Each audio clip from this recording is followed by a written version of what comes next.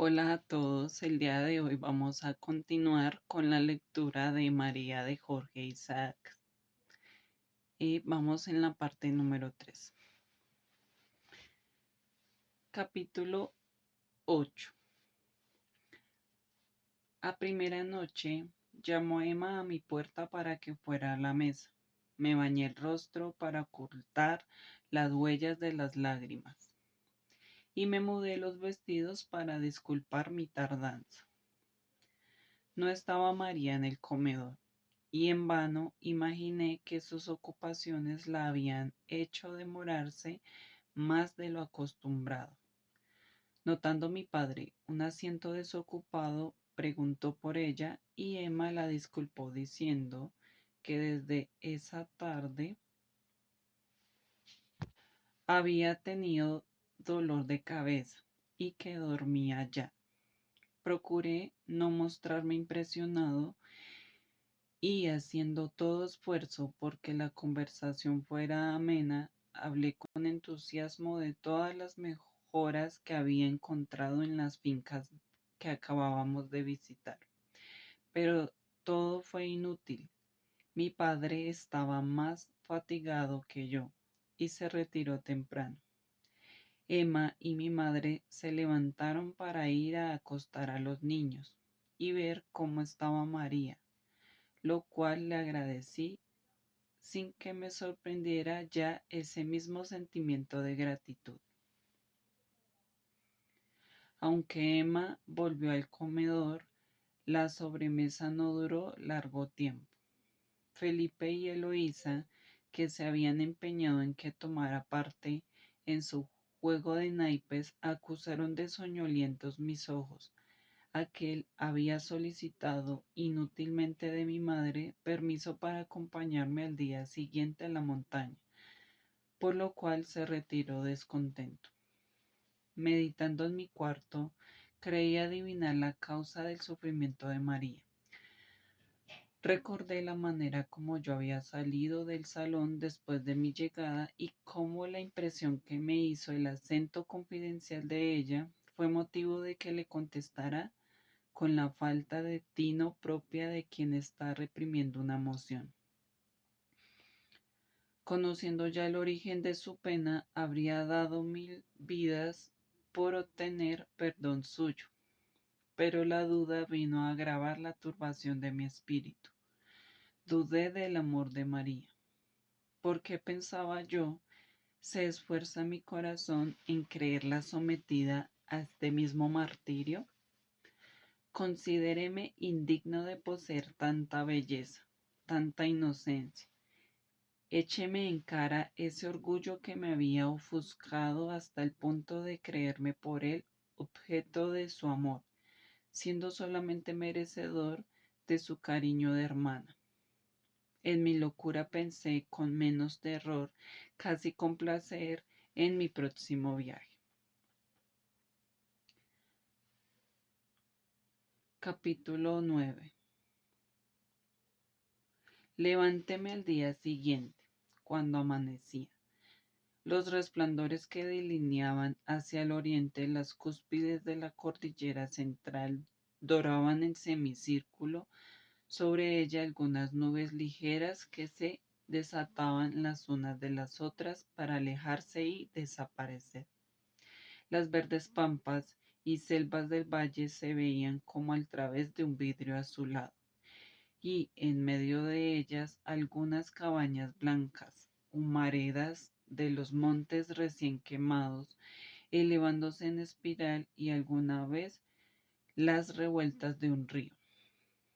La cordillera de Occidente, con sus pliegues y senos, semejaba mantos de terciopelo azul oscuro, suspendidos de sus centros por manos de genios velados por las nieblas.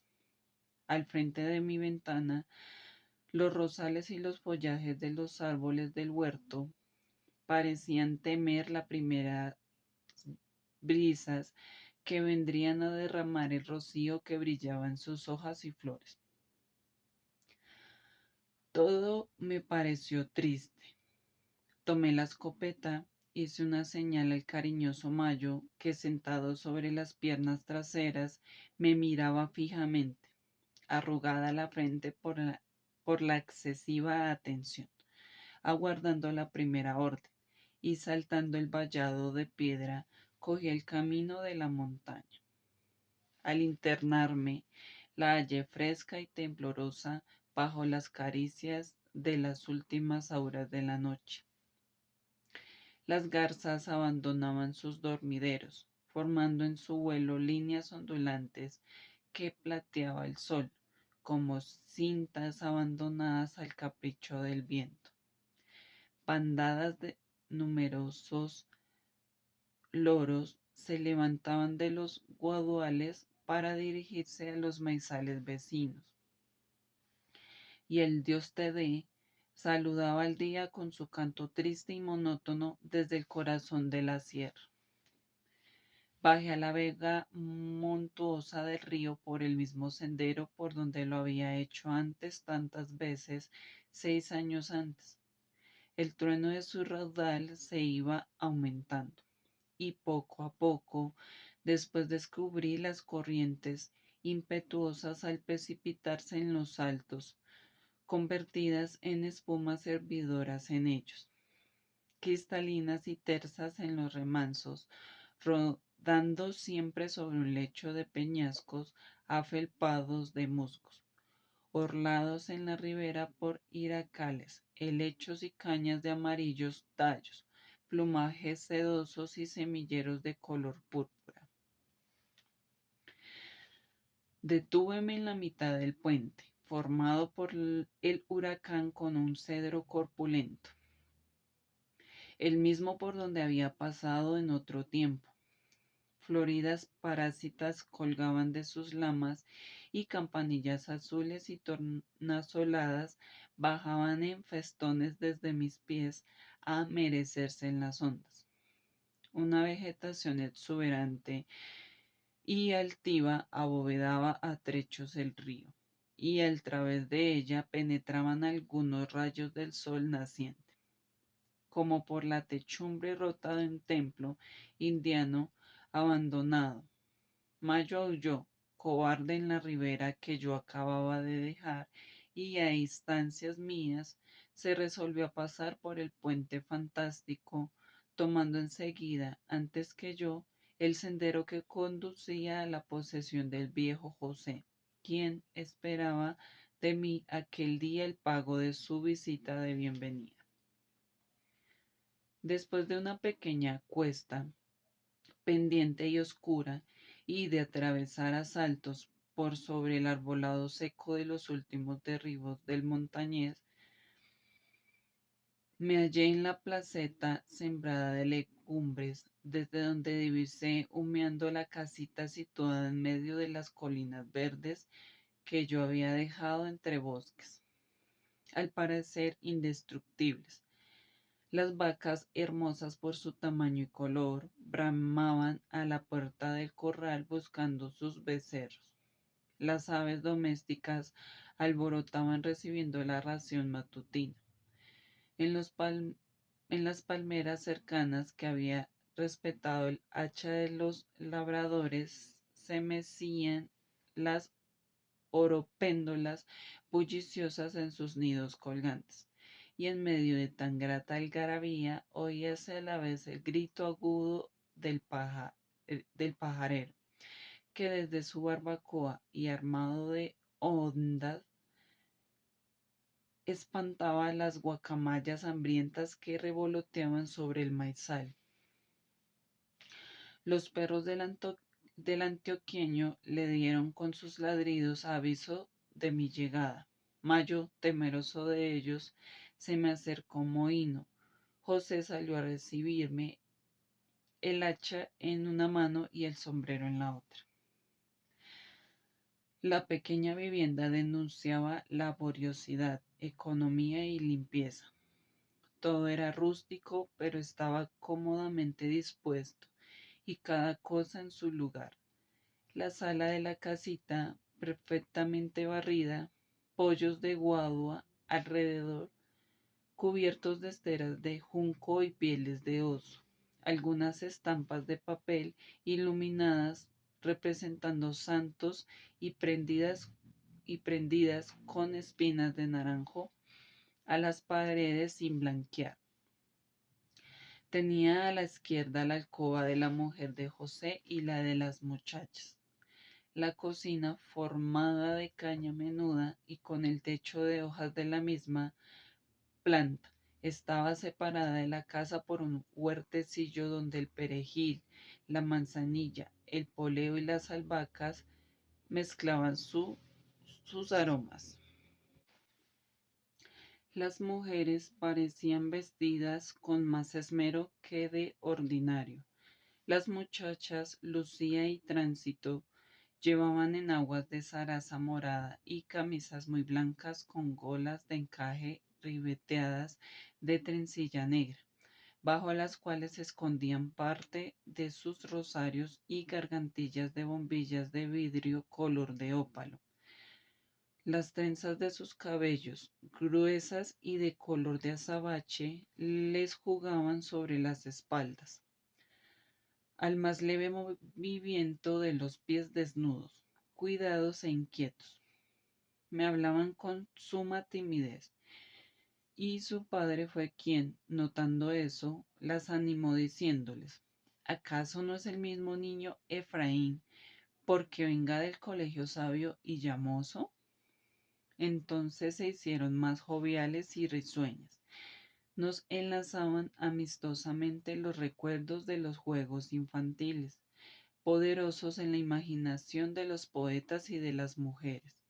Con la vejez, la fisonomía de José había ganado mucho.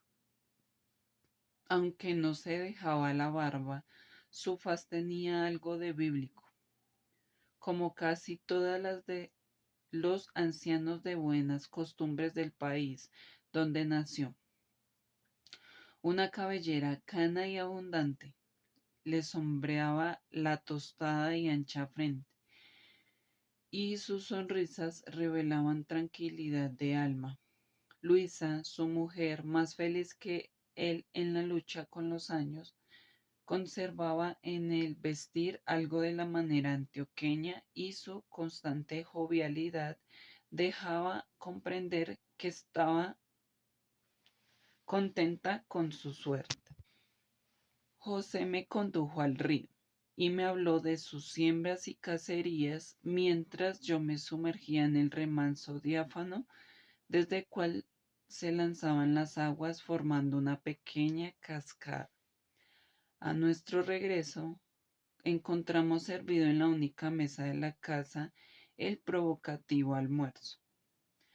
Campeaba el maíz por todas partes. En la sopa de monte servida en platos de loza vidriada y en doradas arepas esparcidas sobre el mantel. El único cubierto del menaje estaba cruzado sobre mi plato blanco y orillado de azul. Mayo se sentó a mis pies con mirada atenta, pero más humilde que de costumbre. José recomendaba una atarraya mientras sus hijas, listas pero vergonzosas, me servían llenas de cuidado, tratando de adivinarme en los ojos lo que podía faltarme. Muchos se habían embellecido y de niñas loquillas que eran, se habían hecho mujeres oficiosas.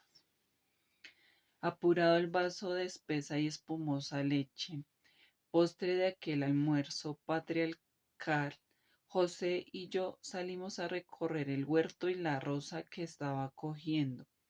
Él quedó admirado de mis conocimientos teóricos sobre la siembra y volvimos a la casa una hora después para despedirme yo de las muchachas y de la madre. Púselo al buen viejo en la cintura el cuchillo de monte que le había traído del reino, al cuello de Tránsito y Lucía. Preciosos rosarios en manos de Lucía, un relicario que ella había encargado a mi madre. Tomé la vuelta de la montaña cuando era mediodía por filo, según el examen ¿Qué del sol hizo José? Capítulo 10. A mi regreso, que hice lentamente la imagen de María, volvió a asirse en mi memoria. Aquellas soledades, sus bosques silenciosos, sus flores, sus aves y sus aguas. ¿Por qué me hablan de ella? ¿Qué había allí de María? En las sombras húmedas, en la brisa que movía los follajes, en el rumor del río. Era que veía el Edén, pero faltaba ella. Era que no podía dejar de amarla, aunque no me amase. Y aspiraba el perfume del ramo de azucenas silvestres que las hijas de José habían formado para mí, pensando yo que acaso merecerían ser tocadas por los labios de María.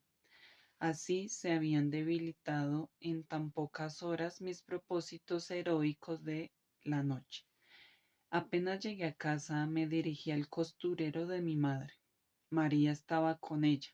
Mis hermanas se habían ido al baño. Después de contestarme el saludo, María bajó los ojos sobre la costura. Mi madre se manifestó regocijada por mi vuelta, pues sobresaltados en casa con la demora, habían enviado a buscarme en aquel momento. Hablaba con ella, ponderando los progresos de José y Mayo. Quitaba con la lengua a mis vestidos los cadillos que se les habían prendido en las malezas. Levantó María otra vez los ojos, fijándonos en el ramo de azucenas que tenía yo en la mano izquierda, mientras apoyaba con la derecha en la escopeta. Creí comprender que las deseaba, pero un temor indefinible, cierto respeto a mi madre y a mis propósitos de por la noche me impidieron ofrecérselas. Mas me deleitaba imaginando cuán bella quedaría una de mis pequeñas azucenas sobre sus cabellos de color castaño luciente. Para ella debía ser como habría recogido durante las mañanas azahares y violetas para el florero de mi mesa. Cuando entré a mi cuarto no vi una flor allí. Si hubiese encontrado enrollada sobre la mesa una víbora, no hubiera yo sentido emoción igual a la que me ocasionó la ausencia de las flores. Su fragancia había llegado a ser algo del espíritu de María que vagaba a mi alrededor en las horas de estudio que se mecía en las cortinas de mi lecho durante la noche. Ah, con que era verdad que no me amaba, con que había podido engañarme tanto mi imaginación visionaria, y de ese ramo que había traído para ella, ¿qué podía hacer?